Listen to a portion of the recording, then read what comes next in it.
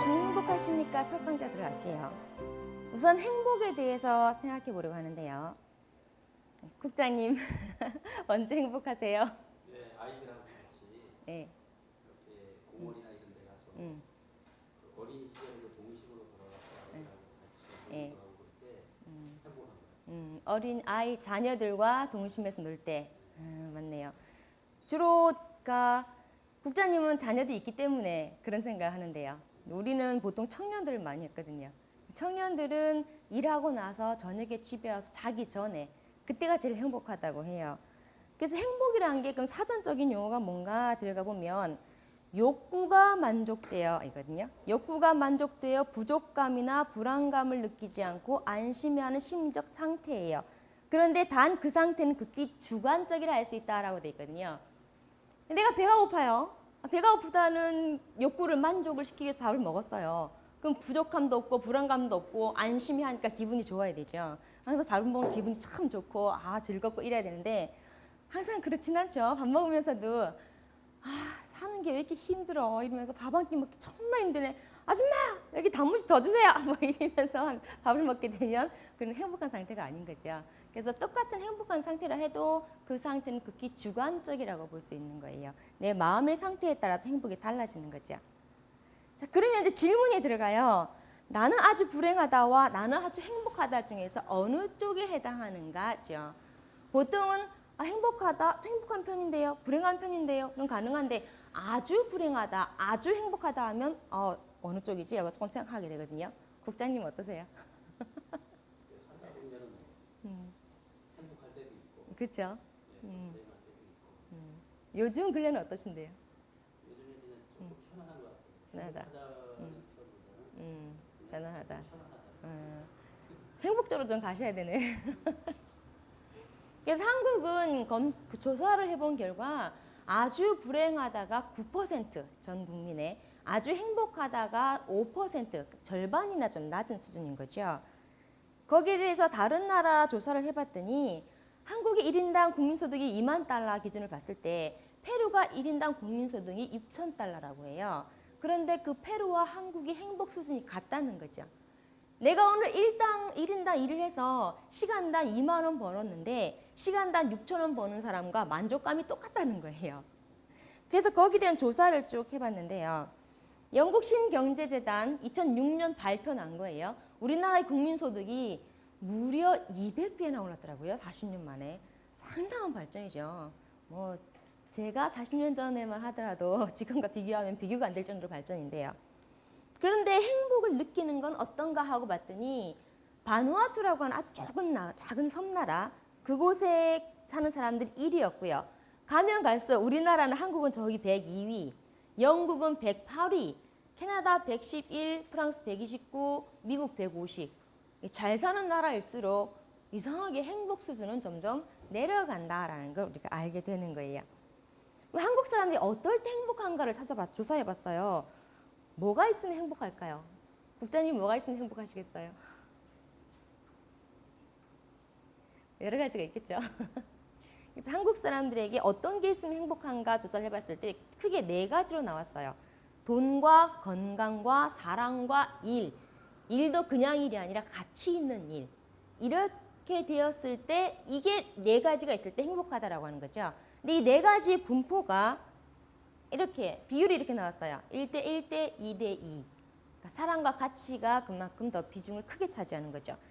남녀가 약간의 차이가 있지만 결국에는 물질보다 사랑이 더 중요하다 쪽은 거의 다 같더라라고 하는 거예요. 그렇다면 나는 어떤가?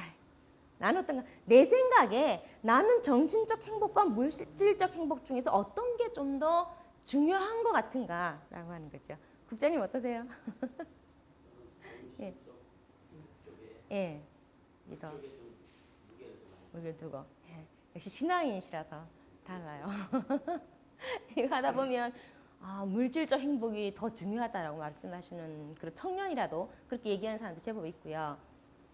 저 같은 경우는 둘 다 중요해서 우열을 가릴 수가 없어요. 그래서 이제 전신적으로 행복하려면 물질적으로도 있어야 되더라고요. 기본적 의식주는 해결이 돼야 되고 그 위에 뭔가 있어야 되는데 그런데 사회라고 하는 것이 물질적인 행복이 너무 치중해 있잖아요.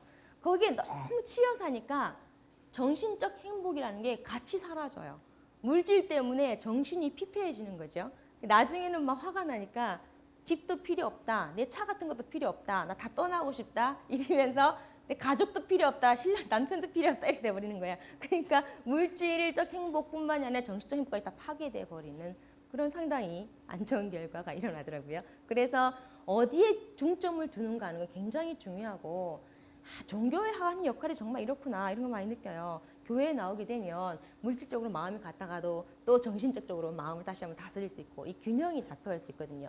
그래서 물질적 행복과 정신적 행복은 모두 필요한데 물질적 행복 추구욕이 삶의 수단이고 정신적 행복 추구욕이 삶의 목적이 돼야 되는 거 이게 굉장히 중요한 거예요. 이제 물질이 목적이고 정신이 수단이 돼버리면 안 되는 거죠. 정신이 수단이고 거기에 물질이 따라가는 겁니다. 그런데 그럼 어떻게 하면 행복해질까 하는 거예요. 내 몸이 열심히 따라가고 있어요. 물질적 행복과 정신적 행복을 균형을 잃어가면서 나가려고 막 열심히 가고 있는데 가면 갈수록 몸 따로 마음 따로가 되더라 하는 거죠. 내 집도 생겼고요. 내 차도 생겼고 뭔가 내가 사는 게 점점 품이 있어지고 우아해지는 것 같아. 그런데 마음속을 들여다보면 근심 걱정 많아요. 막 배반도 당하고 마음에 상처를 받아 우울증도 많아요. 요즘 집에 틀어박혀서 안 나오는 사람 참 많죠. 이런 게 왜 생길까 하는 거예요. 점점점 더 갭이 커지는 거죠. 그럼 행복은 도대체 어떨 때 오게 될까? 그럼 도대체 어떨 때 행복 아니야? 이에 대해서 좀 더 기본적으로 약간만 들어가 보게 되었을 때 아까 행복은 욕구를 만족시키면 이란 말이 나왔었죠. 욕망이 만족되면 행복이 오는구나. 그런데 그 욕망이 결국 악을 향한 욕망이냐 선을 향한 욕망이냐에 따라서 그 결과가 너무나 판이하게 달라지더라 하는 거예요. 악을 향한 욕망은 이기적인 거고요. 인간관계를 나쁘게 하고 인간관계가 나빠지니까 사회적 갈등과 대립이 악화되고 결국 불행해지죠. 선으로 가는 욕망 쪽을 행하게 되면 이타적인 행동을 하게 되고 인간관계가 돈독해지니까 본심의 기쁨을 찾게 돼서 행복하더라 하는 거예요.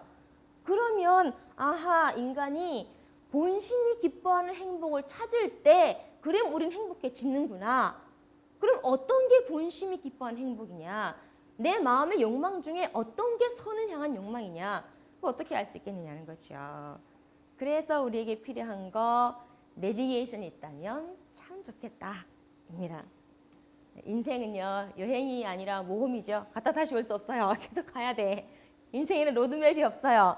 한 번뿐인 인생이에요. 어느 방향을 향해 모험을 떠날지 알 수가 없어요. 옛날에는 나침반이 있었지만 요즘에는 내비게이션이 있어서 그 내비게이션이 있다면 얼마나 좋겠습니까? 이렇게 비 오는 날, 힘든 날 내가 갈 길을 가르쳐주는 것. 요즘 참 인터넷이 엄청 발달했어요. 그렇죠? 이런 장면을 어떻게 만들어내는지. 그래서 내비게이션이 있다면 만약 없다면 낯선 곳이나 갈림길에 왔을 때 너무너무 두렵겠죠. 답답하고요. 목적지에 도달하는데 어려움을 겪어요. 그러니까 인생이 너무너무 힘들어요. 사는 게 불행해지죠.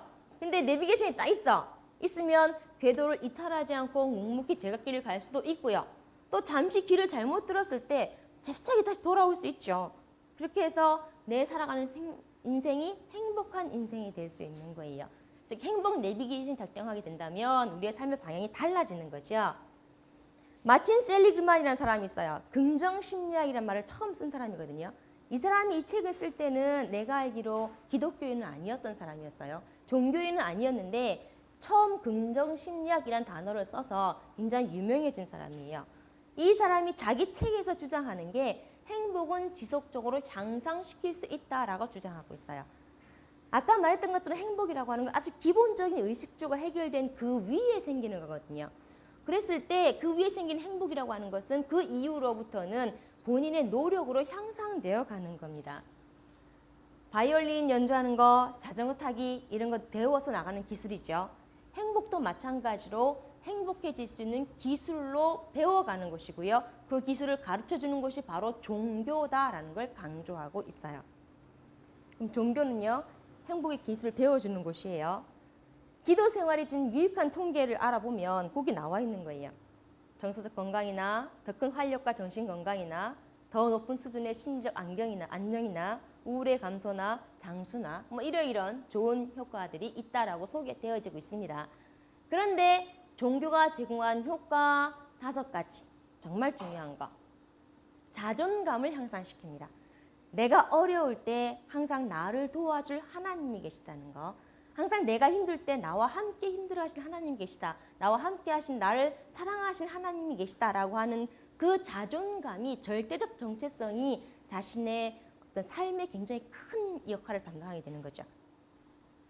건강한 생활 양식을 지향하죠. 술, 담배 금하고요. 일요일날 교회 가야 되니까 토요일 늦게까지 남아서 폭식하거나 하지 못하겠죠.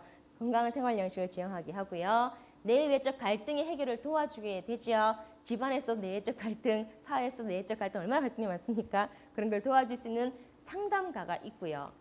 그리고 긍정적 대처 방법을 제공해 줄 수 있고, 내가 기도를 통해서 또는 지혜 있는 사람과의 대화를 통해서 여러 가지 해결 방법이 나올 수 있고요. 삶의 의미와 목적을 제공해 줄 수 있습니다. 삶의 의미가 있으면요, 삶이 재미있어지는 거예요. 이런 5가지의 긍정적 제공을 하는 것이 있기 때문에 행복 수준이 향상되어질 수 있죠. 자, 그럼 행복은요, 지금까지 쭉 봤어요. 좋은 유전이나 행운을 타고난 결과가 아니네요. 자동차가 내비게이션으로 목적지에 가죠. 그럼 우리는 종교를 통해서 행복으로 갑니다.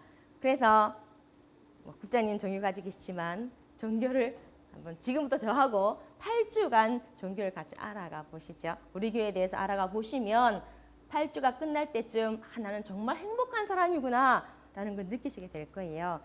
만약 못 느끼시게 되면 그 제 책임이죠. 같이 최선을 다해서 열심히 다음 시간에 또 만나뵙도록 할게요.